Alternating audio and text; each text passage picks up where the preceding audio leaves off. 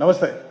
ఈరోజు అధికార పార్టీకి సంబంధించినటువంటి తెలుగుదేశం శాసనసభ్యుడు సత్యవేడు నియోజకవర్గం ఆదిమూలం కోనేటి ఆదిమూలం యొక్క ప్రవర్తన, మహిళపై చూసినటువంటి ప్రవర్తన సభ్య సమాజము విస్తుపోయేలా ఉంది.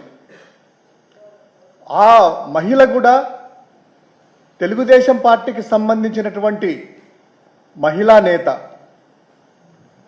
ఈ ఎమ్మెల్యే చేసినటువంటి ఈ ప్రవర్తనకి వీటికి అత్యాచారం చేశాడు, తర్వాత హత్య చేయడానికి ప్రయత్నం చేశాడు అని ఒక మహిళ సాక్షాత్తు తెలుగుదేశానికి సంబంధించినటువంటి నియోజకవర్గ మహిళా నాయకురాలు ఇక్కడ ప్రెస్ మీట్ పెడితే ఇక్కడ ప్రభుత్వం న్యాయం చేస్తుందో లేదో అనేటువంటి భయంతో, అనుమానంతో